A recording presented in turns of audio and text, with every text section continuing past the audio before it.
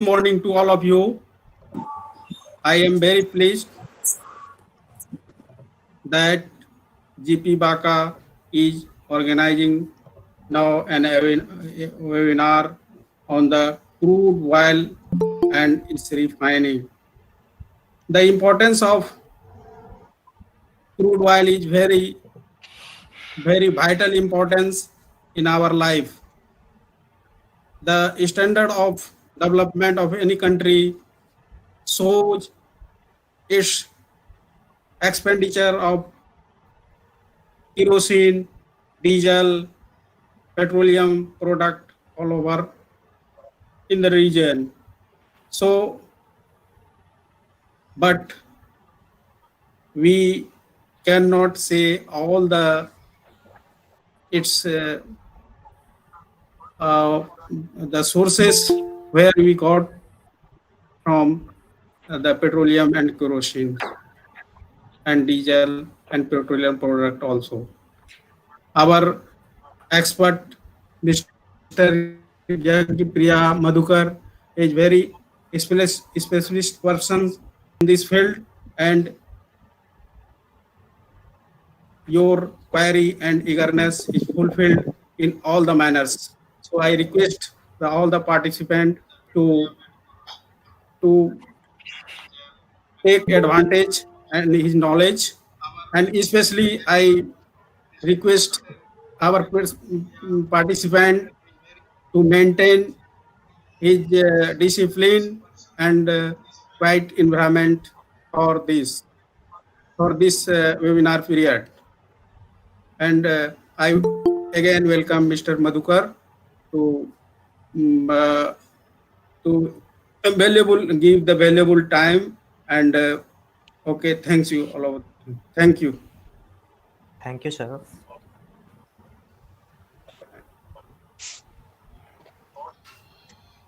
Hello. Hello. Thank you, Principal Sir. And good afternoon, dear all faculty members and dear participants. Government Polytechnic Baka welcomes you all in today's webinar. And today, our webinar is based on refining of crude oil. As our Principal Sir has already informed you that today we have our expert Sri Yagpriya Madhukar Sir with us. And today he will be taking our webinar series. Dear Madhukar Sir, I welcome you all on the behalf of GP Baka. Madhukar sir is an engineering graduate from NIT Hamirpur and currently he is working as a senior production engineer with IOCL. IOCL is the Maharatna company and is India's largest commercial oil company and is also listed in Fortune Global 500. Thank you Madhukar sir for accepting our invitation. And again we are blessed to have you as an expert as your both academic and industrial experience will add extra value in us. Thank you, Madhukar sir. I kindly request you to take this platform, please. Thank you, everyone. Good afternoon to all. एक minute sir. Dear participants, अगर आपको इस webinar के बीच में कोई doubt होता है तो प्लीज आप अपना डाउट कमेंट सेक्शन में डालिएगा. Participants, please, again I request you to drop your doubt in the comment box. Yes sir, please. Good afternoon all of you.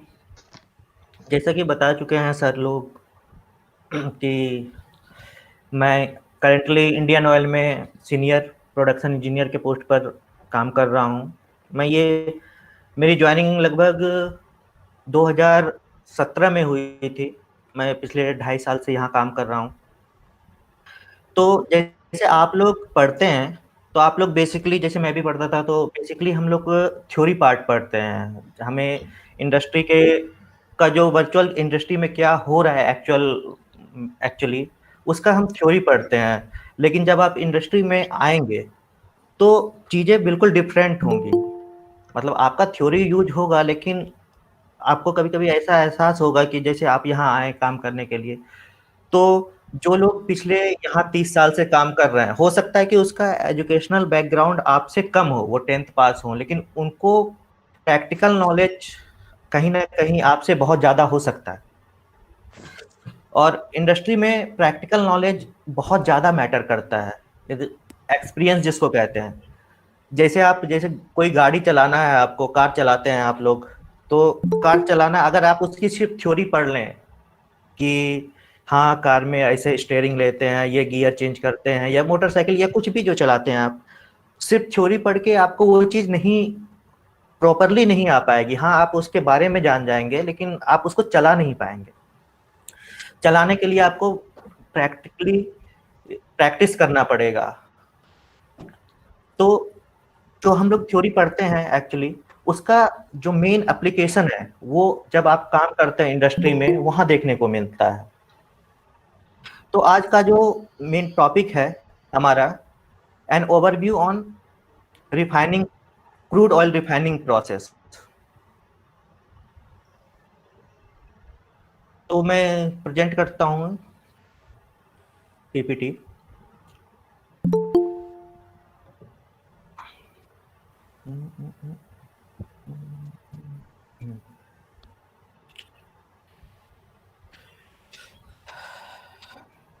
जो पूरा ऑयल सेक्टर है, ऑयल इंडस्ट्री जो है पूरा, चाहे वो हम वर्ल्ड वाइड बात करें या फिर इंडिया के आगे बात करें, तो पूरे ऑयल इंडस्ट्री को सेक्टर वाइज 3 सेक्टर में डिवाइड किया गया है: up stream, down stream and mid stream.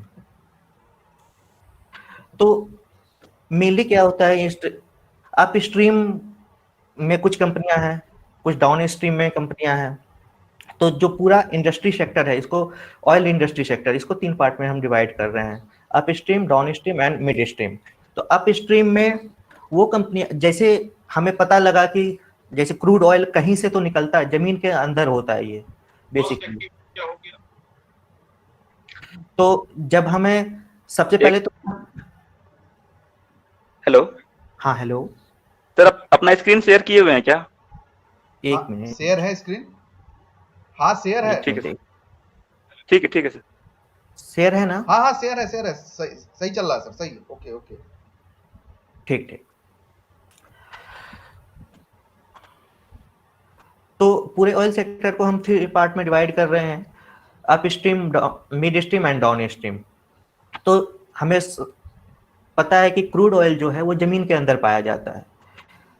तो ऐसे वैसे जगह तो पाया नहीं जाता है, कहीं स्पेसिफिक जगह पर पाया जाता होगा जहाँ की तो उसके लिए पहले हम अप स्ट्रीम कंपनियां जो होती हैं वो जियोलॉजिकल सर्वे करती हैं, मतलब ऐसा सर्वे करती हैं कि कहाँ ये क्रूड ऑयल अवेलेबल हो सकता है। ठीक है, उसकी पॉसिबिलिटी के लिए वो जगह जगह जाके जमीन के ऊपर से ही सर्वे करती हैं। उसके बाद उसके ऑयल अगर वहाँ रिजर्व है तो उसका रिसर्च करती हैं। अगर किसी स्पेसिफिक जगह पे हमें मालूम हुआ कि हाँ यहाँ ऑयल जमीन के अंदर हो सकता है, फिर उसकी ड्रिलिंग की जाती है, फिर उसका वहाँ से जमीन के अंदर से एक्सट्रैक्ट किया जाता है क्रूड ऑयल को, और फिर वो कंपनियां उनको स्टोरेज करती हैं। तो मेनली ओएनजीसी का नाम आप लोगों ने सुना होगा, oil and natural gas corporation, ठीक है, और ऑयल इंडिया लिमिटेड। तो ये दो इंडिया की जो मेन 2 कंपनियां हैं, ओएनजीसी और ऑयल इंडिया लिमिटेड, ये काम करती हैं कि जमीन के अंदर से आपका क्रूड ऑयल निकालने का। ठीक है, फिर वो क्रूड ऑयल रिफाइनरी में रिफाइन होता है, मतलब वो, लेकिन उसको वहां से ट्रांसपोर्टेशन होता है, मतलब वहां से आपको रिफाइनरी तक लाना होगा किसी भी सामान को, तब वहां आप उसको रिफाइन कर पाएंगे। तो इसके लिए मिड स्ट्रीम सेक्टर आता है। इसका मिड स्ट्रीम मतलब courier between up stream and down stream. Generally ये पाइपलाइन के थ्रू आता है, या फिर आपके जैसे जो बहुत सारा तेल जो है विदेशों से आता है, कच्चा तेल, ठीक है, तो वो ओशियन के शिपमेंट से आता है, रोड ट्रांसपोर्टेशन से बहुत जगह आता है। तो इस तरह से वो क्रूड ऑयल जो है आपका पहुंचता है रिफाइनरी तक, रिफाइनरी यानी कि डाउन स्ट्रीम यूनिट में। और मेनली रिफाइनरी का काम क्या होता है कि जो क्रूड ऑयल उसने अप स्ट्रीम कंपनी से बाय किया है, उसको रिफाइन करके उसको वैल्यूएबल प्रोडक्ट लाइक जो आप यूज करते हैं घर में, पेट्रोल, डीजल, एलपीजी, यहाँ तक कि जो अलकतरा आपके इस पे लगता है, रोड पर लगता है, वो भी इसी का एक कंपोनेंट है। मतलब सारी चीजें इसी से एक्सट्रैक्ट की जाती हैं। आपका जो हवाई जहाज चलने के लिए एटीएफ होता है, एविएशन टरबाइन फ्यूल, वो सारी चीजें इसी से एक्सट्रैक्ट की, वैक्स जो आप मोम जो बनाते हैं, सारी चीजें इसी क्रूड ऑयल के अलग अलग फ्रैक्शन है। यानी क्रूड ऑयल जो है एक मिक्सचर ऑफ हाइड्रोकार्बन है, जिसमें कि बहुत सारे कंपोनेंट होते हैं, और उसको उसको पर्टिकुलर कंपोनेंट को एक्सट्रैक्ट करके हम ये सारा product, petrol, diesel, LPG, wax, ये सारा प्रोडक्ट हम बनाते हैं।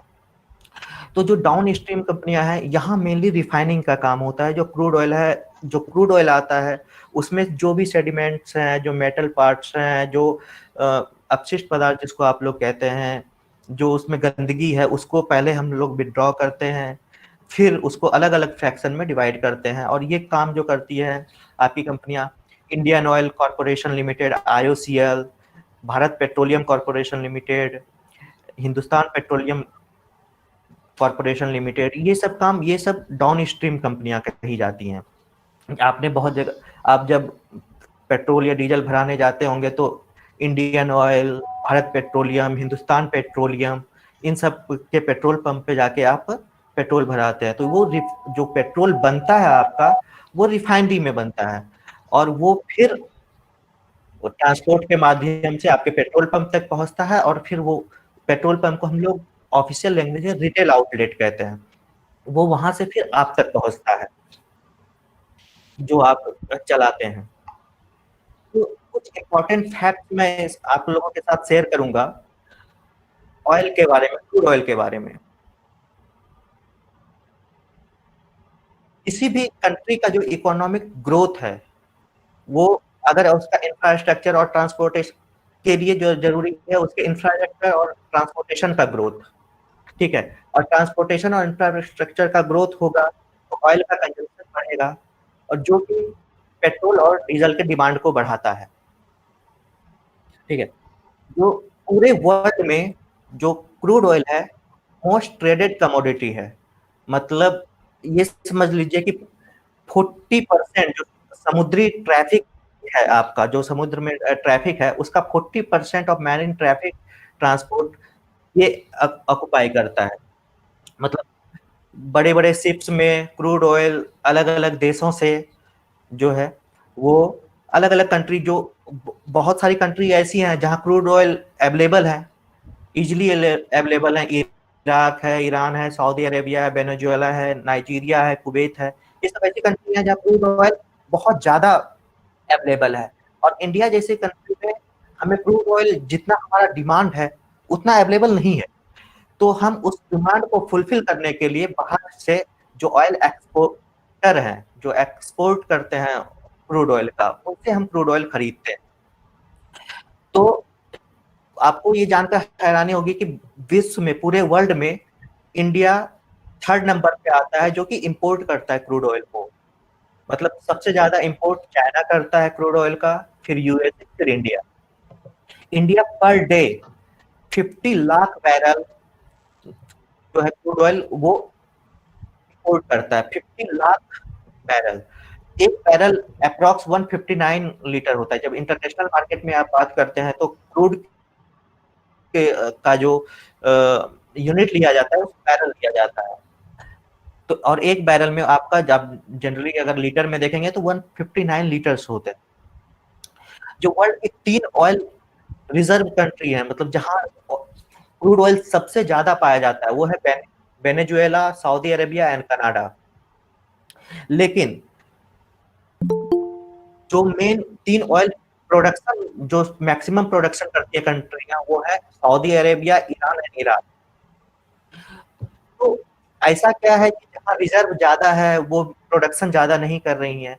ये डिपेंड करता है वहाँ की फिजिबिलिटी पे। मान लीजिए आपके पास क्रूड ऑयल अवेलेबल है जमीन के अंदर, लेकिन उसको निकालने का खर्चा जो है वो जितना आप, और उससे कम खर्चे में कहीं बाहर आपको क्रूड ऑयल मिल जा रहा है, तो वो आपके लिए फिजिबल नहीं होगा। आप बहुत ज्यादा खर्च करके और फिर क्रूड ऑयल को निकाल रहे हैं नीचे से, और उससे सस्ते में कोई दूसरी कंट्री आपको दे रही है, तो वो फिजिबल नहीं है। हाँ, जैसे मेन ऑयल रिजर्व वाली कंट्री है आपकी वेनेजुएला, यहाँ ऑयल का रिजर्व जो है वो लगभग 296 बिलियन बैरल है।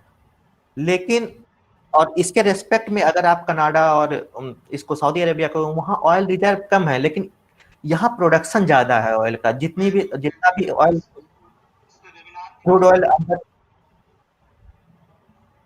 ऑयल अंदर अवेलेबल है, लेकिन और इसके रेस्पेक्ट में अगर आप कनाडा और सऊदी अरेबिया को, वहाँ ऑयल रिजर्व कम है, लेकिन यहाँ प्रोडक्शन ज्यादा है ऑयल का। जितना भी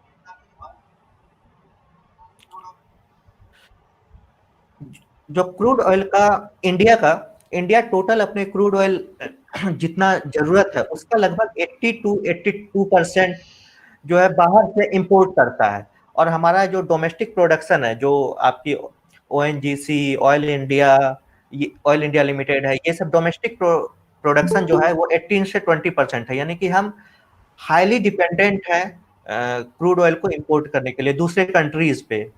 और गवर्नमेंट का हर हमेशा ये रहता है कि हमें कम से कम इंपोर्ट करना पड़े। हम अपने प्रोडक्शन को जितना बढ़ा सकते हैं, हमको ट्राई करते हैं कि हम अपने प्रोडक्शन को उतना ज्यादा मैक्सिमाइज करें।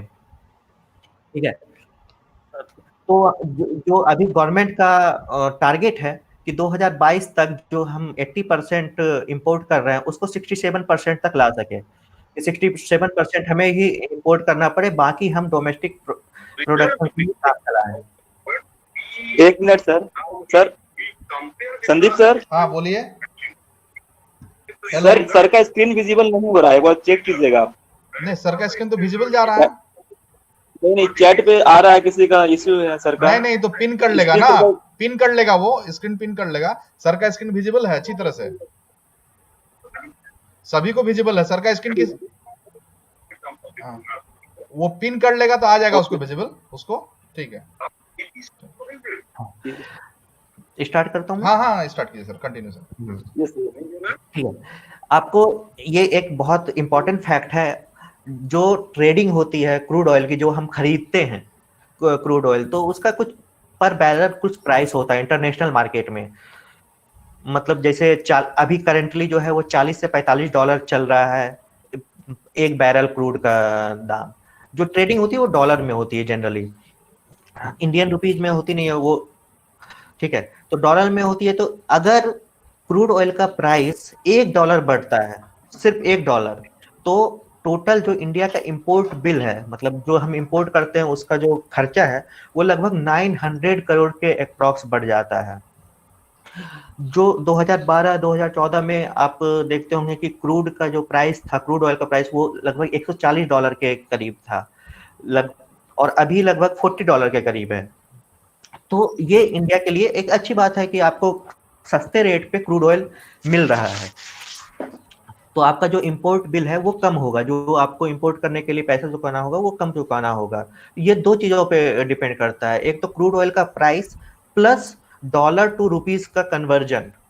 मतलब जैसे आपको $1 के लिए 70 रुपए चुकाने पड़ रहे हैं, तो आपको कम रुपए लगेंगे, बशर्ते कि $1 के लिए जैसे किसी को 75 रुपए बढ़ गया, डॉलर का वैल्यू बढ़ गया और रुपए का वैल्यू घटा, और $1 के लिए आपको 75 रुपए चुकाने पड़ रहे हैं, कन्वर्जन फैक्टर जो है, तो आपका ऑटोमेटिक है, क्योंकि हम तो रुपीज में डील करते हैं। तो अगर रुपीज का वैल्यू घटेगा, डॉलर का वैल्यू बढ़ेगा, तो आपको ज्यादा पैसा देना पड़ेगा इंडिया के रिस्पेक्ट में अगर बात किया जाए तो ये कुछ इंपॉर्टेंट फैक्ट्स थे जो इंडिया हम हर हमेशा, लेकिन पिछले 3-4 सालों में इंडिया का जो डोमेस्टिक प्रोडक्शन है वो रेस्पेक्टिवली जो बढ़ना चाहिए वो घटा है। ठीक है, लेकिन हमारा टारगेट है कि हम लगभग 67% तक 2022 तक कर सके, और इसके लिए हम कुछ अल्टरनेट फ्यूल्स पे जाने को ट्राई कर सकते हैं। जैसे इथेनॉल का एक आया है कि इथेनॉल को आप पेट्रोल में मिक्स करके उसकी एफिशिएंसी बढ़ाइए, तो वो इथेनॉल अगर आप डोमेस्टिक प्रोडक्शन कर सकते हैं। दूसरा है कि सोलर एनर्जी या विंड एनर्जी, इन सब का यूज करके कंजम्पशन कम होगा, तो आपको इंपोर्ट कम करना पड़ेगा पेट्रोलियम प्रोडक्ट का। तो ये ओवरऑल वर्ल्ड वाइड सिनेरियो है क्रूड ऑयल का।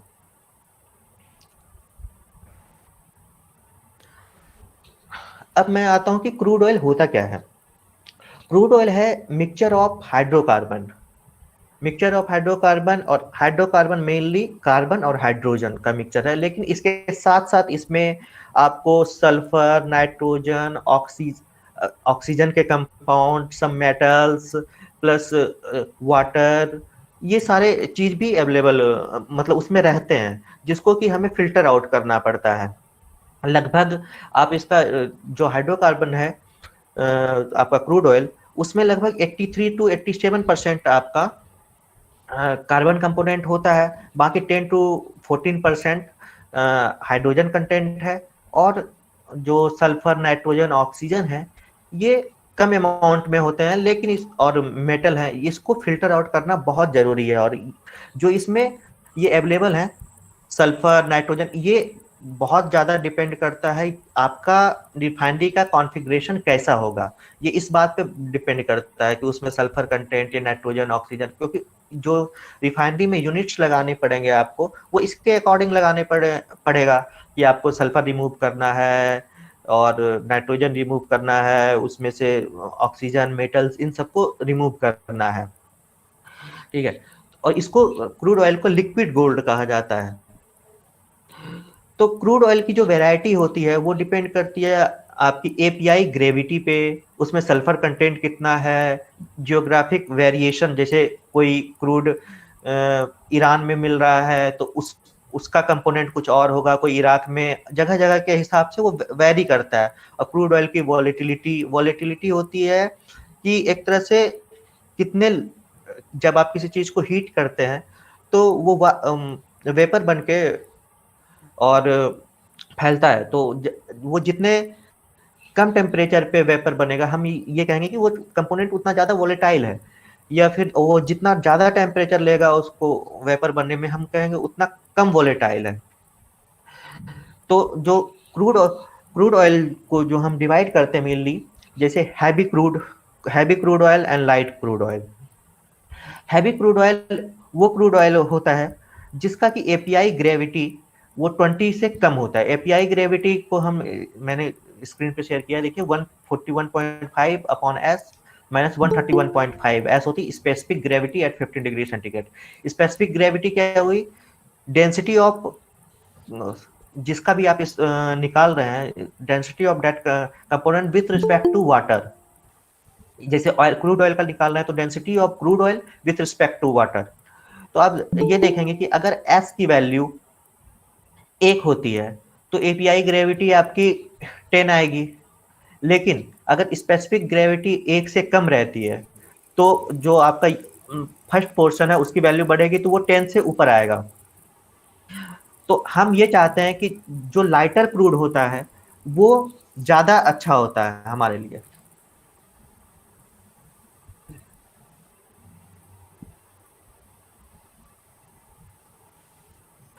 तो जो जनरली जो मानक माना जाता है कि जैसे किसी की एपीआई ग्रेविटी 20 एपीआई से कम है तो वो हैवी क्रूड ऑयल होगा, और जिसकी एपीआई ग्रेविटी 20 से ज़्यादा है वो लाइट क्रूड ऑयल होगा। मेनली जो हैवी क्रूड ऑयल है ये मैक्सिको में माया क्रूड होता है, वेनेजुएला का क्रूड होता है, ये हैवी क्रूड ऑयल है। दूसरा इसको डिवाइड करने का है कि सल्फर कंटेंट उसमें कैसा है। एक होता है कि हाई सल्फर क्रूड, लो सल्फर क्रूड। तो हाई सल्फर क्रूड में क्या है, आपका जो सल्फर का कंटेंट होगा वो 0.5 वेट परसेंट से ज़्यादा होगा, और जो लो सल्फर क्रूड होगा उसमें 0.5% वेट परसेंट से कम होगा। जो हाई सल्फर क्रूड है, जो हम मिडिल ईस्ट से मेनली क्रूड लाते हैं, वो मेनली हाई सल्फर क्रूड होता है, जो Saudi Arabia, Kuwait, Iraq, Iran,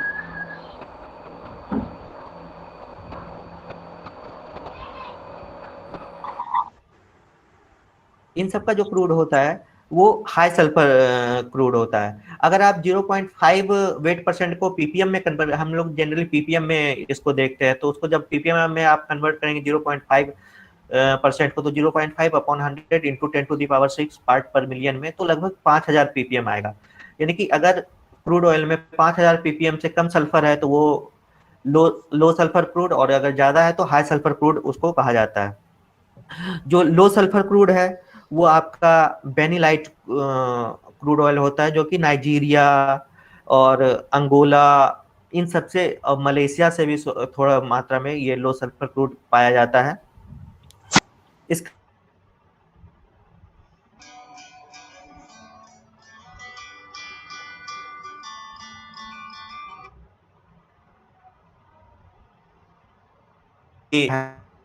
hydrocarbon, उसमें पैराफिन, नैपथीन्स और पैराफिन, ओलिफिन, नैपथीन्स, एरोमेटिक ऐसे पड़ा होगा। तो उसके बेस पे 3 कैटेगरी होती है क्रूड ऑयल की, पैराफिनिक, इंटरमीडिएट एंड नैप्थेनिक या असफाल्टिक क्रूड ऑयल। तो पैराफिनिक क्या है कि उसमें आपका जो क्रूड ऑयल का जो हाइड्रोकार्बन है वो मतलब सिंगल बॉन्ड वाले स्ट्रक्चर में होंगे, और जो नैप्थेनिक है उसमें बॉन्ड वाले स्ट्रक्चर में होंगे। जो आपका ये क्रूड है पैराफिनिक क्रूड, ये मुंबई हाई में जो क्रूड मिलता है वो आपका पैराफिनिक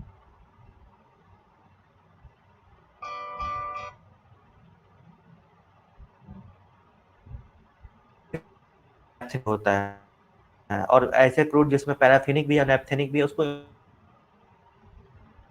हम इंटरमीडिएट क्रूड्स कहते हैं। दूसरा एक और वैल्यू देखा जाता है टैन, टोटल एसिड नंबर, कि क्रूड का टोटल एसिड नंबर कितना है। टोटल एसिड नंबर जैसे ये अच्छा कैरेक्टरिस्टिक्स नहीं माना जाता है टोटल एसिड नंबर की। एसिडिक प्रॉपर्टी जितनी ज़्यादा होगी क्रूड की वो हमारे रिफाइनरी के लिए उतना खराब है, क्योंकि आपको अगर हाई 10 टोटल एसिड नंबर जिसमें एसिडिक क्वालिटी ज़्यादा है उसको अगर प्रोसेस करना है तो रिफाइनरी का कॉन्फ़िगरेशन जो है उस हिसाब से आपको बहुत ही अच्छा बनाना होगा। करोजन रेजिस्टेंस उसकी उस रिफाइनरी की उतनी हाई होनी चाहिए, तब आप उस क्रूड को प्रोसेस कर पाएंगे। नहीं तो नॉर्मल कंडीशन में, नॉर्मल रिफाइनरी में आप उस क्रूड को प्रोसेस नहीं कर पाएंगे। लेकिन इसके साथ इसको अपॉर्चुनिटी क्रूड कहा जाता है। अपॉर्चुनिटी क्रूड क्यों कहा जाता है कि इसका जो प्राइस है वो नॉर्मल क्रूड के कंपेयर में वो कम होता है। तो जब आप देखिए अब हम इसमें ऑप्टिमाइजेशन करते हैं, जैसे रिलायंस है, रिलायंस क्या करता है वो उसकी रिफाइनरी का कॉन्फ़िगरेशन इतना अच्छा है, आप प्राइवेट सेक्टर की कंपनी है रिलायंस, लेकिन उसके रिफाइनरी का कॉन्फ़िगरेशन इतना अच्छा है कि वो किसी भी क्रूड को प्रोसेस कर सकता है, किसी भी क्रूड को, मतलब खराब से खराब क्रूड को भी वो प्रोसेस कर सकता है।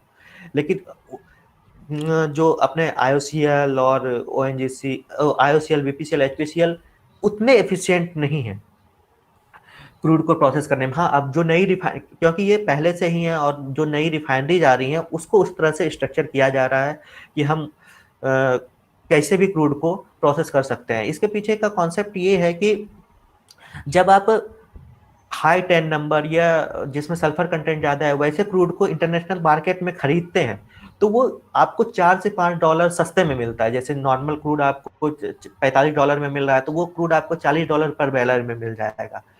तो आप क्योंकि एक ह्यूज अमाउंट में क्रूड खरीदते हैं, मतलब 50 लाख बैरल इंडिया टोटल खरीद रहा है, मान लीजिए IOCL उसमें 20 लाख बैरल पर डे खरीद रहा है, तो 20 लाख बैरल इंटू $5 वो पर डे का आपका एक मार्जिन है। अब उस मार्जिन के साथ आपको ऑप्टिमाइज करना होगा कि जो आपका रिफाइनरी का कॉस्ट है, हो सकता है कि जो 10 साल आपका रिफाइनरी चलता वो अगर आप हाई 10 का क्रूड प्रोसेस करेंगे तो वो 5 साल में ही आपको सारे इक्विपमेंट को चेंज करना पड़े।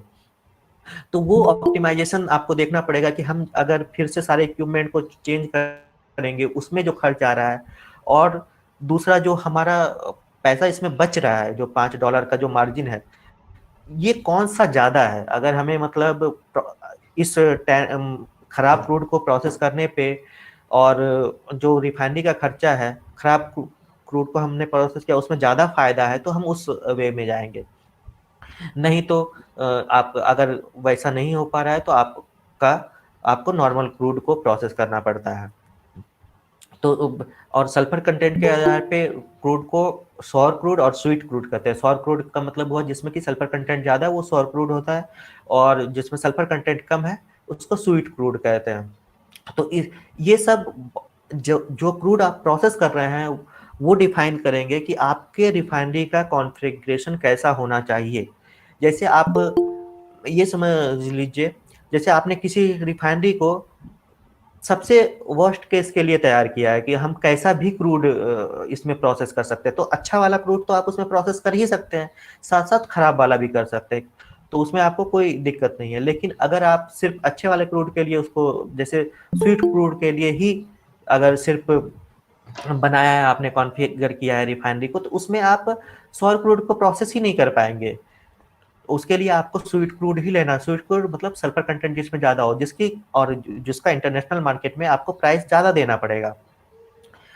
मिल और जो जो क्रूड ऑयल का इंटरनेशनल मार्केट में ट्रेडिंग होता है, जो बेंचमार्क क्रूड माना जाता है, वो दो तरह से, एक होता है WTI क्रूड और एक होता है ब्रेंट क्रूड।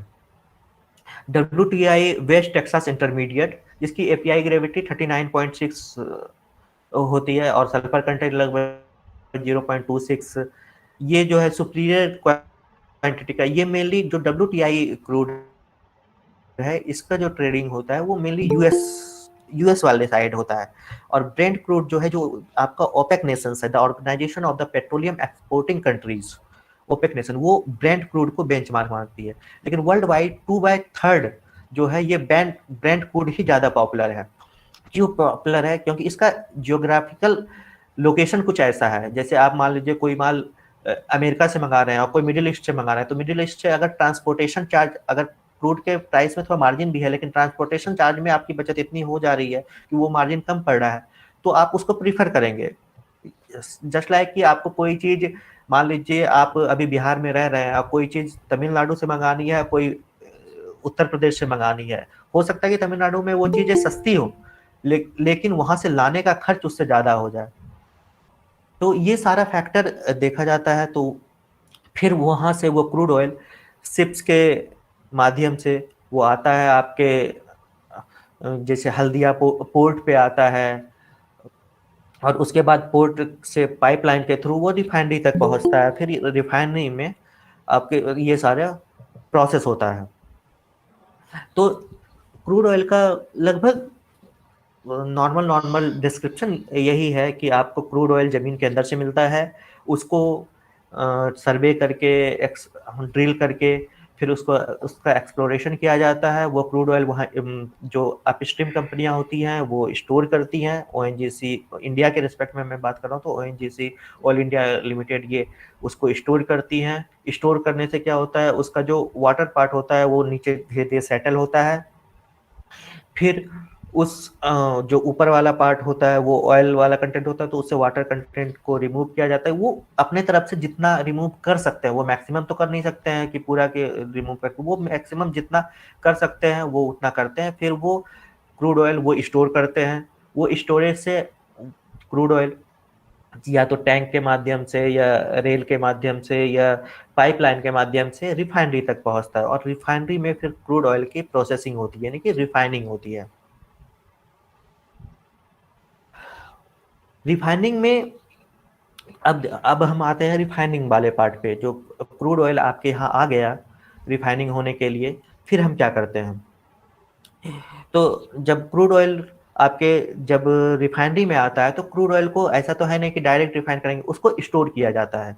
क्रूड ऑयल जैसे बाहर से आया पाइपलाइन के थ्रू, तो उसको टैंक में स्टोर किया जाता है। अलग अलग टैंकों में बहुत सारे टैंक्स होते हैं, उसमें स्टोर किया जाता है। फिर वहाँ से वो क्रूड ऑयल प्रोसेसिंग यूनिट में आता है, जहाँ वो प्रोसेस किया जाता है। तो मेनली जो सबसे फर्स्ट स्टेप होता है इसका, तो जब टैंक में हम इसको स्टोर करते हैं, तो वहाँ भी उसको सेटल डाउन होने के लिए रखते हैं। सेटल डाउन होने के लिए इन द सेंस जो आपका वाटर कंटेंट है वहाँ भी सेटल होके वो वाटर कंटेंट नीचे आता है, क्योंकि स्पेसिफिक ग्रेविटी इसकी कम होती है ऑयल की, तो वो ऊपर रहता है, वाटर नीचे रहता है। वाटर को हम ड्रेन करते हैं। फिर वो क्रूड ऑयल यूनिट तक आता है। अब यूनिट तक आने के लिए आपको ऐसा तो है नहीं कि आप क्रूड ऑयल टैंक से खोल दिया और वो यूनिट तक आ गया, उसके लिए आपको कुछ मीडियम चाहिए। तो उसके लिए यूज होता है रिफाइनरी में पंप्स। जितने भी मैकेनिकल के स्टूडेंट होंगे वो जानते हैं कि पंप से हम क्रूड ऑयल का सक्शन लेते हैं, डिस्चार्ज यूनिट तक पहुंचाते हैं। वो पंप की कैपेसिटी पे डिपेंड करता है। और कि आपको कितना क्रूड ऑयल चाहिए, किस रेट पे चाहिए, उस हिसाब से पंप आता है।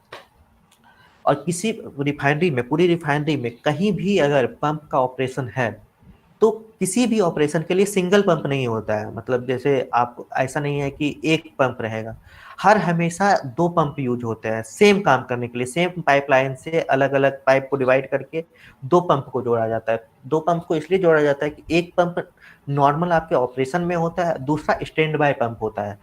कि जैसे मान लीजिए इस पंप में कुछ खराबी आई, तो आप उस पंप, दूसरे वाले पंप को चला के इसमें मेंटेनेंस का जॉब करेंगे, या फिर टाइम टाइम पे आपको प्रिकॉशनरी मेजर लेने के लिए हम लोग ऐसा भी करते हैं कि 4 महीने एक पंप हाई ड्यूटी का पंप है वो चल चुका है, तो हम उसको चेंज ओवर करते हैं कि दूसरे पंप पे जाते हैं, फिर उससे ऑपरेशन लेते हैं। तब तक इसका प्रिवेंटिव पीएम जॉब होता है, प्रिवेंटिव मेंटेनेंस, वो करते हैं।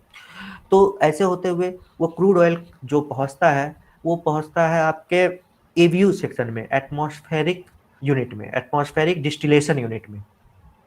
जहाँ के डिस्टिलेशन का मेन पर्पस क्या है कि जो हम क्रूड ऑयल लाते हैं उसको हाई टेम्परेचर तक गर्म करते हैं। हाई टेम्परेचर पे गर्म करने के बाद, अब देखिए क्रूड ऑयल क्या है, अलग अलग मटेरियल का मिक्सचर्स है। मतलब उसमें कुछ कंपोनेंट ऐसे हैं जिसका कि बॉइलिंग पॉइंट 40 डिग्री है, कुछ कंपोनेंट ऐसे हैं जो 60 डिग्री है, कुछ मतलब ऐसे रेंज में बॉइलिंग पॉइंट है। मतलब ये भी समझ लीजिए, वाले को एक जगह ले लिया, फिर 40 से 100 वाले, 50 वाले को एक जगह ले लिया, फिर 50 से 80 वाले को एक जगह ले लिया, स्ट्रिप्ड आउट किया उसको। तो इस तरह से उसका सेपरेशन किया जाता है। क्योंकि मान लीजिए 2-4 मिक्सचर है, मान, तो आप उसको गर्म करेंगे, तो जिसका बॉइलिंग पॉइंट कम होगा वो सबसे पहले वेपर में कन्वर्ट होगा। किसी का बॉइलिंग पॉइंट मान लीजिए 100 डिग्री है, किसी का 200 है, किसी का 150 है, तीनों का मिक्सचर है, और आपने उसको गर्म करना शुरू किया। ये मेनली डिस्टिलेशन का कॉन्सेप्ट यही है। आपने उसको गर्म करना शुरू किया, तो जो जिस मटेरियल का तीनों मिक्सचर है, अब उसमें 100 डिग्री वाला भी है, 150 वाला भी है, और 200 वाला भी है। जब आप उसको हीट करेंगे तो 100 डिग्री वाला जो कंपोनेंट होगा वो पहले वेपराइज होगा, ठीक है, वो ऊपर हो जाएगा, वो ऊपर उड़ना शुरू हो जाएगा। जैसे ही आपका टेम्परेचर 100 डिग्री पहुंचेगा, वो धीरे धीरे वेपराइज होना शुरू होगा। फिर धीरे आप हीट करते जाएंगे, जैसे 150 तक आएगा, 150 के बाद दूसरा वाला कंपोनेंट भी वेपराइज होना शुरू हो जाएगा, और तीसरा कंपोनेंट जो, जब हम 200 तक जाएंगे तो तीसरा होगा। तो एक तरह से आप बॉइलिंग पॉइंट के रेंज के आधार पे उसको सेपरेट आउट कर रहे हैं। यानी कि 100 तक गर्म किया तो ऊपर वाला आ गया आपका, 100 से 150 के बीच में सेकेंड वाला आ गया, और 150 से नीचे आपका 200 वाला। तो ये बेसिक कॉन्सेप्ट होता है। On the basis of boiling point आप इनको सेपरेट आउट करते हैं। तो जिसका बॉइलिंग पॉइंट कम होगा उसकी वॉलेटिलिटी ज़्यादा होगी। वॉलेटिलिटी यानी कि वेपर में कन्वर्ट होने की कैपेसिटी उसकी ज़्यादा होगी। आप जनरली जब पेट्रोल या एलपीजी, इन सब का जो आपका बॉइलिंग पॉइंट होता है वो बहुत कम होता है। तो आप जनरली देखे होंगे कि जब आप पेट्रोल भराते भी हैं और टैंक में डालते होंगे, तो अगर आप बाहर से गौर करेंगे तो वो उड़ता हुआ नजर आता है, मतलब वेपर में कन्वर्ट होके। अगर आप गलती से भी वहां पे माचिस लेके और या कुछ खुला हुआ फ्लेम लेके वहां पे देखेंगे ढक्कन खोल के, तो वो फटाक से आग पकड़ लेगा, क्योंकि वो बाहर का टेम्परेचर ज्यादा होता है, 40 डिग्री 50 डिग्री, और उस टेम्परेचर पे वो वेपर पे आसानी से कन्वर्ट हो जाता है। एक दो केस भी आया था ऐसा कि लोग चेक कर रहे थे कुछ ऐसा खुले फ्लेम से, और वो पूरा मोटरसाइकिल जल गया या ऐसा कुछ केस आया था। तो आप ये सब रिस्क नहीं ले सकते। जैसे एलपीजी है, एलपीजी का बॉइलिंग पॉइंट अगर देखेंगे तो और भी कम होता है, तो वो नॉर्मल टेम्परेचर पे ही आपका वेपर में कन्वर्ट रहता है। इसलिए आपको जो एलपीजी घर में प्रोवाइड किया जाता है वो लिक्विफाइड रहता है, लिक्विफाइड फॉर्म पे आपको सिलेंडर में भर के दिया जाता है। तो अब हम आते हैं बेसिक इस पे कि डिस्टिलेशन। डिस्टिलेशन क्या है? Process of physical separating a mixture into 2 और more product based on difference in boiling point. तो बॉइलिंग पॉइंट यही है कि वो एक तरह से कि जब आप टेम्परेचर पे ले जाते हैं तो वो कितने डिग्री पे वो बॉयल करना या वेपराइज होना शुरू हो जाता है, वो उस कंपोनेंट का बॉइलिंग पॉइंट कहा जाता है। जब आप किसी लिक्विड मिक्सर को, जिसमें कि अलग अलग कंपोनेंट को हीट करेंगे, तो जो हाई वोलेटाइल कंपोनेंट है, हाई वोलेटाइल मतलब जो जिसकी कैपेसिटी ज़्यादा है कन्वर्ट होने की, वो सबसे पहले ऊपर चला जाएगा। इस तरह से मास ट्रांसफर होता है वेपर फेज और लिक्विड फेज में, और उसे स्ट्रिप्ड आउट करके उसे निकाला जाएगा। अब हम डिस्टिलेशन ही यूज क्यों करते हैं, क्योंकि ये इंडस्ट्रियल स्केल पे बहुत ही चीपर होता है। मतलब यूज करेंगे तो ये काफी कॉस्टली पड़ेगा और उतने हाई लेवल पे आप इसका यूज कर नहीं पाएंगे, यानी कि cheapest and best method for separating a liquid mixture to its component. लेकिन आप इसका यूज कम नहीं कर पाते हैं, जबकि मान लीजिए बॉइलिंग पॉइंट में 2 डिग्री का 3 डिग्री का डिफरेंस है। आपको सेपरेट करना है ऐसे कंपोनेंट को जिसका बॉइलिंग पॉइंट मान लीजिए 10 से 20 तक है, उसमें आपको 2-2, 4-4 डिग्री के डिफरेंस वाले को सेपरेट करना है। तो जिसका बॉइलिंग पॉइंट एकदम सेम है, जैसे नाइट्रोजन है और ऑक्सीजन है, इसका जब आप बॉइलिंग पॉइंट देखेंगे तो वो बहुत कम है, मतलब निगेटिव में, और उसके बीच का डिफरेंस बहुत कम है। तो आप नॉर्मल डिस्टिलेशन से उसको सेपरेट आउट नहीं कर सकते हैं। तो इसलिए ऐसे कंपोनेंट को हम इससे सेपरेट नहीं कर पाते, लेकिन मेजरली हम डिस्टिलेशन ही यूज करते हैं यहाँ, क्योंकि हमें एक फ्रैक्शन में निकालना होता है कि 40 डिग्री से ऊपर गैसियस पार्ट आ गया, फिर 40 से 120 तक अलग, फिर 120 से ऐसे करके अलग अलग कंपोनेंट को हमें सेपरेट, एक रेंज ऑफ कंपोनेंट को हम सेपरेट आउट करते हैं, फिर उसका प्यूरिफिकेशन करके और उसका क्वालिटी अपग्रेड करके आपको पेट्रोल, डीजल और जो बिटुमीन, इन सब में वो केरोसिन इसी से बनता है, तो इन सब में कन्वर्ट किया जाता है। तो मेनली डिस्टिलेशन में होता क्या है कि डिस्टिलेशन में जब आप एक कॉलम होता है आपके पास, एटमॉस्फेरिक डिस्टिलेशन यूनिट कहा जाता है, ठीक है। एटमॉस्फेरिक डिस्टिलेशन यूनिट में क्या होता है कि एक बहुत बड़ा कॉलम होता है। कॉलम में आप जब हाई टेम्परेचर पे, लगभग 370 डिग्री टेम्परेचर पे क्रूड ऑयल को डालते हैं, तो वो क्या होता है कि जो उसी तो वोलेटिलिटी जिसकी कम ज़्यादा है और जिसका बॉइलिंग पॉइंट कम है, वो ऊपर चला जाता है। तो वहाँ के ट्रे से हम उसको विड्रॉ करते हैं, उसके उस हिसाब से वो अलग अलग सेक्शन में आ जाता है। उसको हीटिंग करते रहते हैं, वो जैसे फ्रेश मतलब अचानक खुले स्पेस में जाता है तो वो वोलेटिलिटी के हिसाब से वो अलग अलग सेक्शन में बढ़ जाता है, और वहाँ से हम उसको विड्रॉ करते हैं अलग अलग सेक्शन को, और विड्रॉ करके फिर उसका क्वालिटी अपग्रेडेशन मतलब उसे और प्यूरिफाई करके, और जो आपके, क्योंकि आप जो वहाँ से जो प्रोडक्ट निकलता है डायरेक्टली उसको आप मार्केट में नहीं सेल कर सकते हैं, उसको क्वालिटी अपग्रेड करना पड़ेगा, क्योंकि जो आपका ये आता है BS3, BS4, BS6, ये जो फ्यूल की क्वालिटी है, इसको इसके बेस पे ये बनाया गया है कि आपको किसी भी प्रोडक्ट को मार्केट में बेचने के लिए मिनिमम ये कंडीशन को सेटिस्फाई करना पड़ेगा। जैसे इंडिया में 1 अप्रैल से BS6 लागू हो गया है। जैसे आप लोग सुनते होंगे कि कार भी अब BS4 से BS6 वाली कारें आ रही हैं, ठीक है।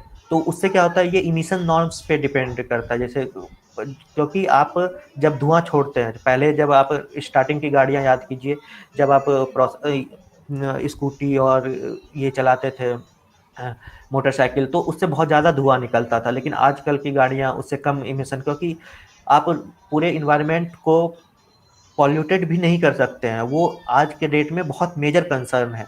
तो उसके हिसाब से आपको अपने जो प्रोडक्ट है उसके क्वालिटी को अपग्रेड करना पड़ेगा। अब जैसे हमें ये डिगबोई रिफाइनरी का एटमॉस्फेरिक एंड वैक्यूम कॉलम है, atmospheric crude distillation unit and vacuum distillation unit. अब 370 तक आपको पहले उसको क्रूड को गर्म करना पड़ेगा, तो उसके लिए कुछ प्रोसेस होगा। तो जैसे क्रूड ऑयल आता है, तो क्रूड ऑयल आने के बाद हम पंप के थ्रू उसको प्री हीट ट्रेन में लेते हैं। प्री हीट ट्रेन होता है कि number of heat exchanger, pre heat trains है ना, तो नंबर ऑफ हीट एक्सचेंजर्स होते हैं जो सीरीज में लगे होते हैं। मतलब क्रूड ऑयल और एक इसमें जब आप हीट एक्सचेंजर कॉन्सेप्ट पढ़े होंगे, कोई मतलब हीटिंग मीडिया होता है, कोई कूलिंग मीडिया होता है। तो क्रूड ऑयल क्योंकि इनिशियली ये बहुत कम टेम्परेचर पे है, 30 से 35, 40 डिग्री टेम्परेचर पे है, तो उसको गर्म करना है, और आपको कॉलम में जाने से पहले 370 डिग्री टेम्परेचर तक लाना है। तो उसके लिए क्या करना पड़ेगा, आपको हीट करना पड़ेगा। दूसरा चीज़, आप हीट करने के लिए या तो आप इसको हीटिंग करने के लिए फिर यहाँ पे कुछ ऐसा स्टीम जनरेट कीजिए या कुछ ऐसा प्रोविज़न तो आपको करना पड़ेगा हीटिंग के लिए। लेकिन हम उसमें करते क्या है कि जो आपका एटमॉस्फेरिक कॉलम में, क्योंकि ये कंटिन्यूअस प्रोसेस है, इनिशियल एक बार स्टार्टअप होने के बाद आपका प्रोडक्ट भी निकल रहा है और इधर से क्रूड भी जा रहा है और निकलता जा रहा है वो।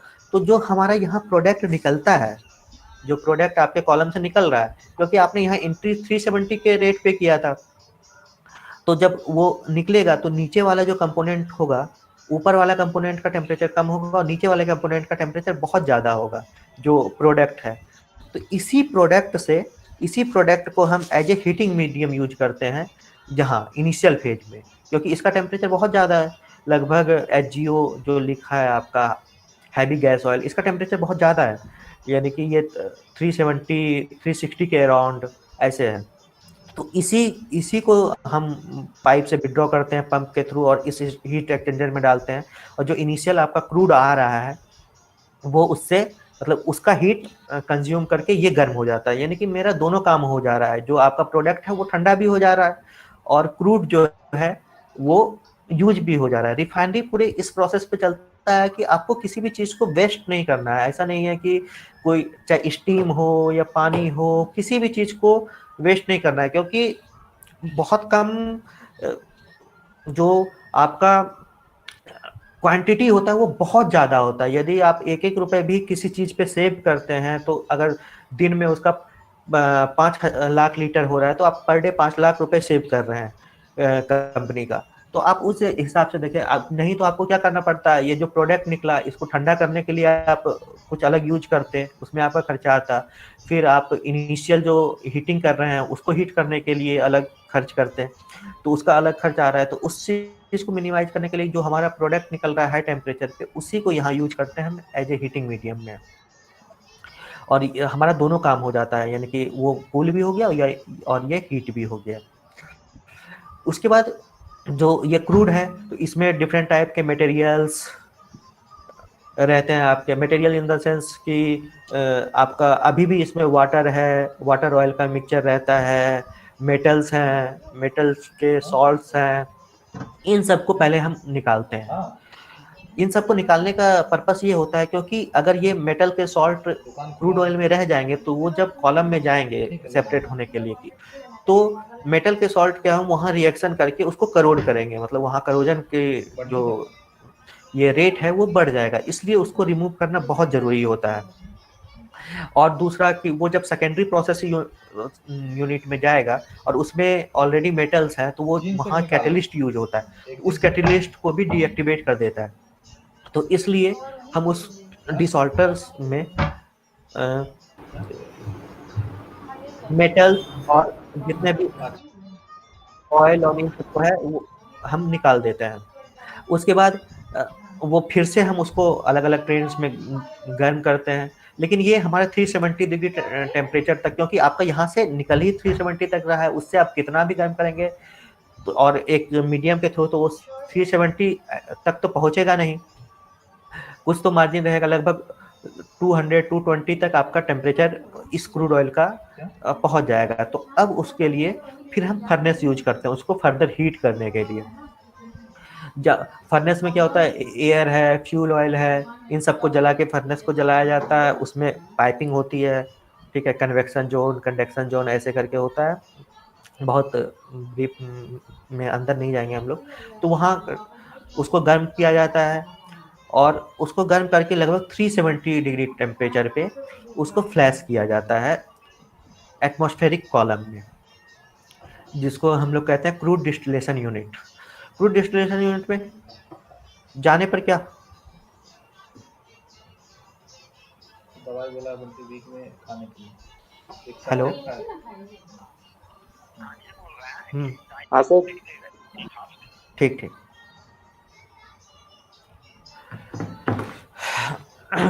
तो वहाँ आपका एटमॉस्फेरिक यूनिट में क्या होगा, जो लोअर जैसे नेप जो सबसे लाइटर कंपोनेंट होता है C1 C2, वो गैसेस गैस होता है, वो एज ए फ्यूल गैस के रूप में सेपरेट हो जाता है। उसी फ्यूल गैस को हम इस फर्नेस में जलाने के लिए या अलग अलग यूनिट के फर्नेस में जलाने के लिए यूज कर लेते हैं।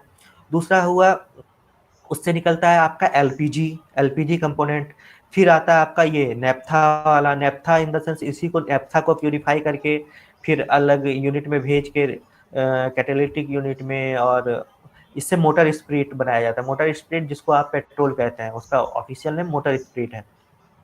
फिर light kerosene, heavy kerosene, light gas oil, heavy gas oil, इन सब, और इन light gas oil, heavy gas oil, इन सब के कंपोनेंट से ही आपका डीजल बनता है। लेकिन इसमें क्रूड ऑयल जो है, इसमें कुछ ऐसे कंपोनेंट भी होते हैं जिसकी बॉइलिंग पॉइंट 370 से भी ऊपर है, लेकिन अगर आप उसको और ज़्यादा गर्म करेंगे तो 370 या 340 से ज़्यादा 370 से ज़्यादा गर्म करेंगे तो वो कोक में कन्वर्ट हो जाएगा। तो इतना प्रोडक्ट निकलने के बाद भी लगभग 35 से 50% हमारा क्रूड रह जाता है। मतलब उससे 50% अलग हो गया, जो कि अलग अलग सेक्शन में आ गया। वो आता है आपका रेसिड्यू क्रूड ऑयल, मतलब एक तरह से निचला वाला पार्ट।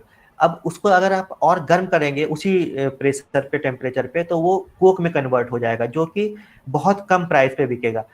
कम प्राइस पे बिकेगा इन द सेंस जो आपका क्रूड ऑयल का प्राइस है, अगर उतने में ही आप इतने प्रोसेसिंग करके भी बेच रहे हैं तो आपको प्रॉफिट क्या होगा। तो हम उसको रिकवर, उसमें भी जो कंपोनेंट है उसको रिकवर करते हैं, लेकिन उससे ज़्यादा हम 370 से ज़्यादा उसको गर्म नहीं कर सकते। तो यहाँ पे आपका एक कॉन्सेप्ट आता है कि हम उसको भेजते हैं वैक्यूम कॉलम में। वैक्यूम कॉलम में क्या होता है कि जैसे आप किसी भी जगह का प्रेशर कम कर दीजिएगा, ठीक है, प्रेशर कम कर दीजिएगा तो वहाँ वो जो है, जैसे नॉर्मल 100 डिग्री जो आपका पानी का बॉइलिंग पॉइंट है वो 1 एटमॉस्फेरिक प्रेशर पे है, लेकिन अगर आप प्रेशर हाफ एटमॉस्फेयर कर देंगे तो आपका बॉइलिंग पॉइंट भी वाटर का कम हो जाएगा। यानी कि जैसे जैसे आप ऊपर जाते जाते हैं, मतलब ऊपर अंतरिक्ष की तरफ आसमान में, तो वैसे वैसे प्रेशर कम होता जाता है, तो बॉइलिंग पॉइंट भी आपका कम होता जाता है, वो बहुत कम टेम्परेचर पे ही वेपराइज होता है।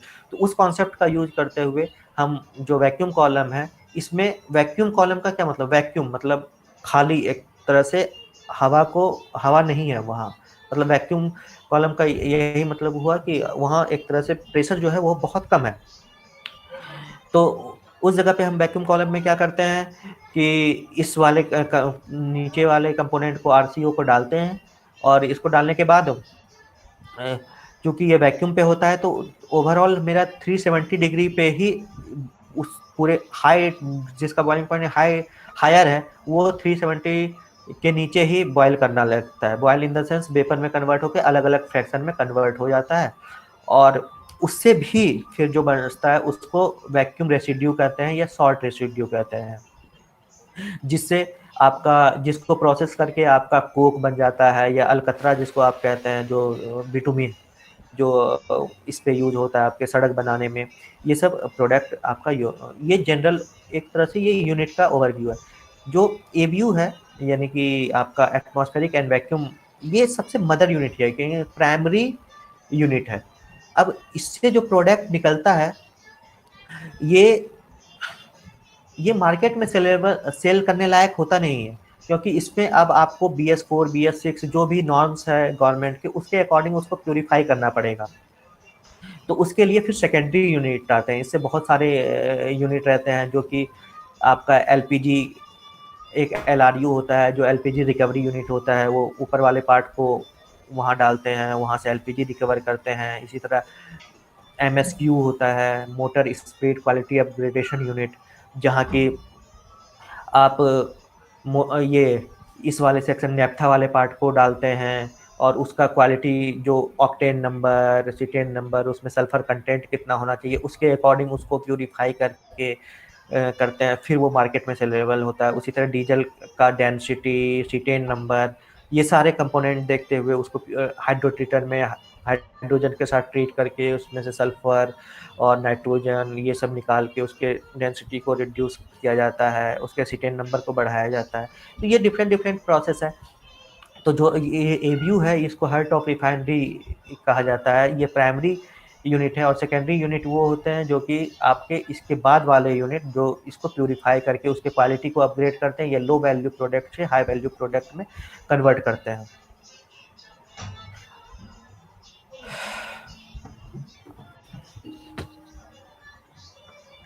हेलो।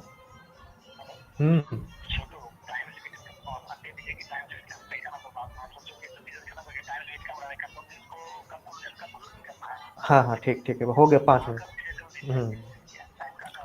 हो गया ठीक। तो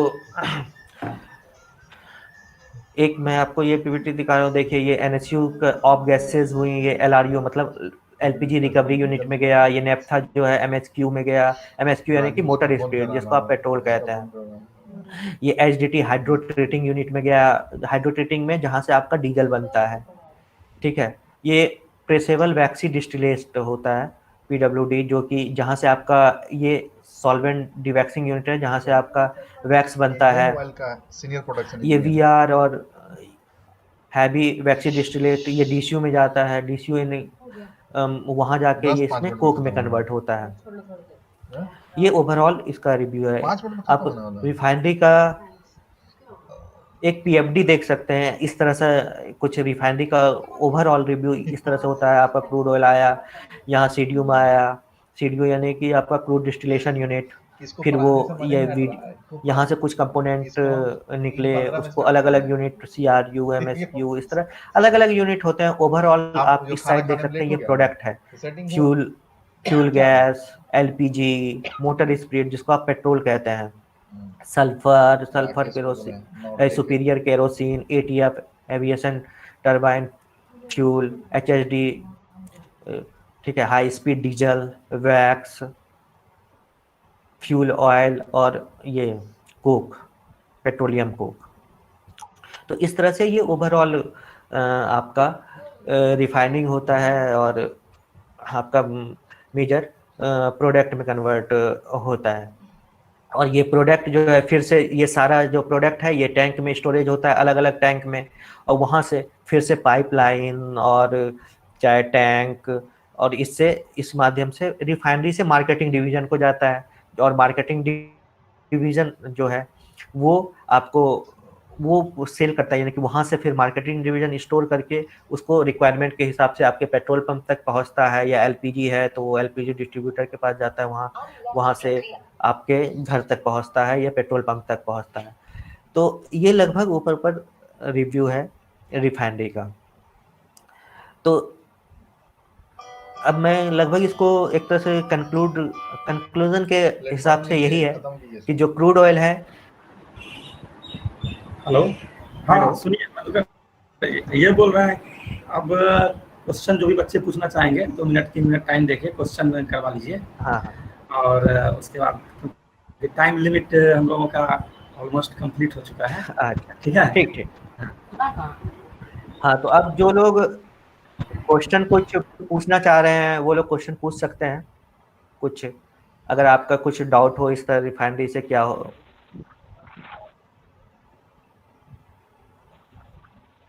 सर क्रूड ऑयल जो है कैसे बनता है, इसका प्रोसेस क्या होता है? क्या क्रूड ऑयल? हाँ सर, कैसे बनते हैं या कहीं पे भी समझ नहीं, क्रूड ऑयल जो है ये आपका बनाया नहीं जाता है। क्रूड ऑयल जो मतलब ये क्या होता है कि जमीन के अंदर जो है पाया जाता है क्रूड ऑयल। नेचुरली रूप से कैसे बनते हैं सर? तो जो नेचुरली रूप से क्या होता है, जो कि आपका जमीन के अंदर हाई टेम्परेचर हाई प्रेशर पे जो बहुत सारी चीजें हैं, जो आपकी जो पेड़ पौधे बहुत सालों पहले जो अंदर दब गए, वो सब जो है वो कन्वर्ट, उसमें बायोमास होता है, वो फिर केरोसिन में कन्वर्ट होता है, वो पेट्रोलियम प्रोडक्ट में कन्वर्ट होता है, जो और जमीन के नीचे बहुत नीचे जो रॉक्स होते हैं, सेडिमेंट्री रॉक्स होते हैं, उसमें वो पाया जाता है।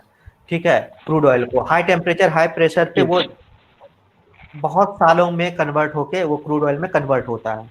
मिलियन सिर्फ ये समुद्री तट पे ही क्यों पाए जाते हैं, स्थलीय भाग में नहीं पाए जाते हैं सर क्रूड ऑयल?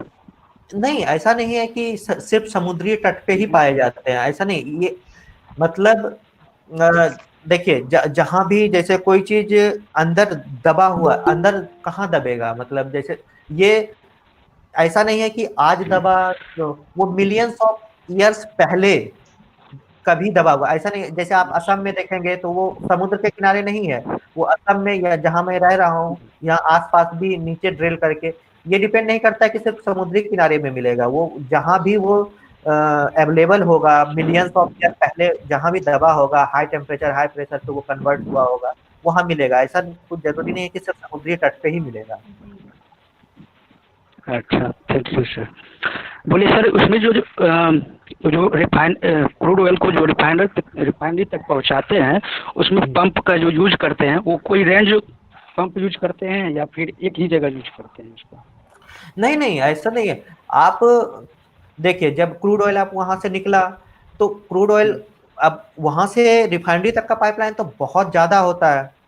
हाँ जी सर। तो क्या होता है, वहां से पंप किया जाएगा पाइपलाइन में, फिर बीच बीच में उसका एक स्टोरेज टाइप का होता है, फिर वहां से स्टोर होके फिर वहां से दूसरा पंप, क्योंकि अगर आप समझिए वो बहुत किलोमीटर तक आता है, मतलब हजारों हजार किलोमीटर तक आता है, तो बीच बीच में उसको स्टोर करके वहां से पंप किया जाता है, क्योंकि किसी भी पंप की कैपेसिटी लिमिटेड होती है ना, ठीक है, तो लिमिटेड होती है, तो बहुत सारे में यूज किए जाते हैं वहां तक पहुंचाने के लिए, अगर पाइपलाइन के थ्रू आ रहा है तो।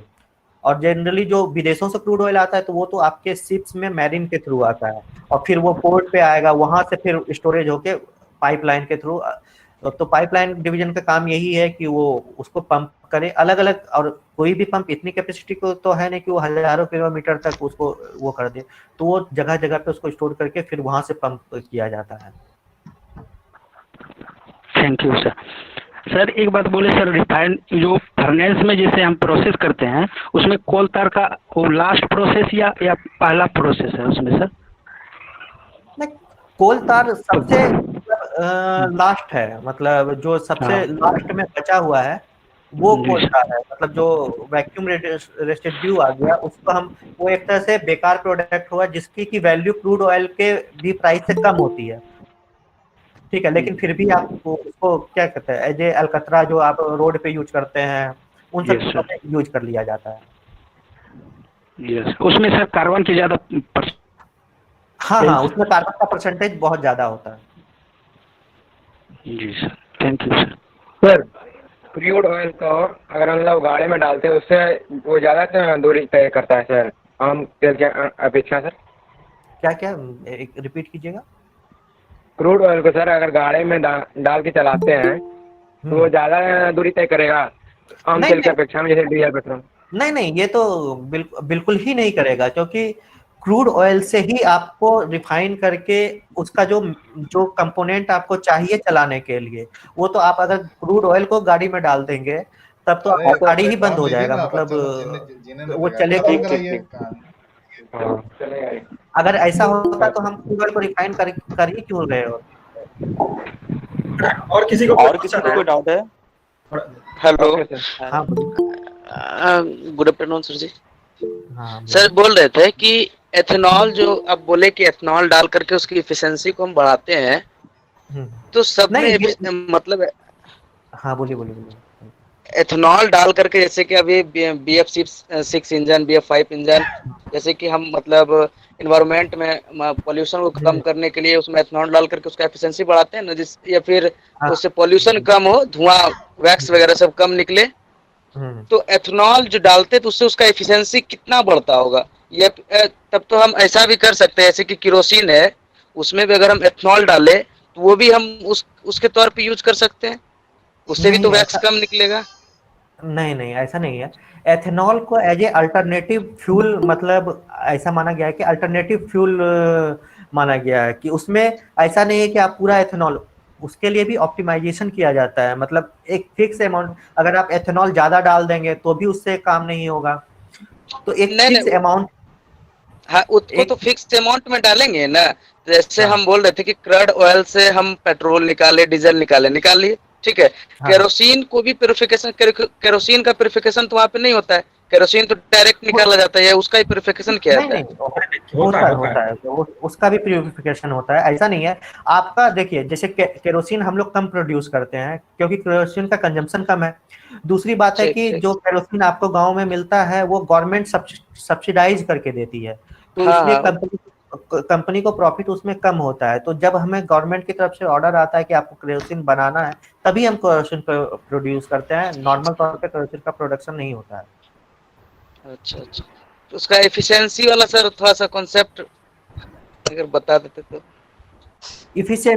इफिशियंसी इन द सेंस कि मेनली जो इथेनॉल को एज ए सब्स्टिट्यूट के रूप में लाया गया है, वो उसका मेन पर्पस ये है कि हम जो क्रूड ऑयल इंपोर्ट कर रहे हैं बाहर से, ठीक है, उसको इंपोर्ट Yes, को कम किया जाए।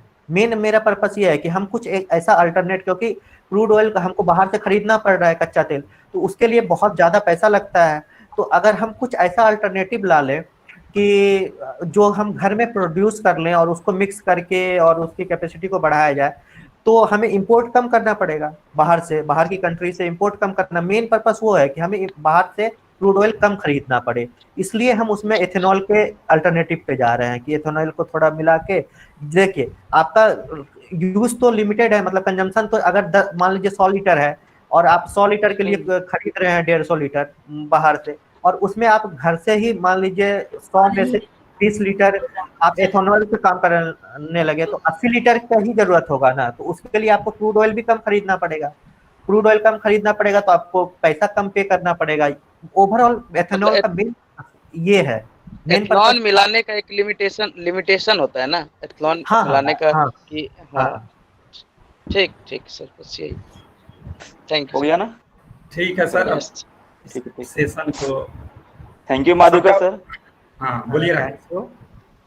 Thank you, Madhukar sir, and we all participants had gained extra knowledge by attending this webinar, sir.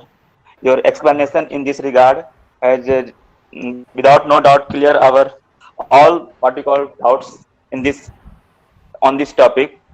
I would also like to thank our principal sir, our coordinator Professor Rajiv sir, our technical team, and all our faculty member for organizing this webinar in a smooth manner.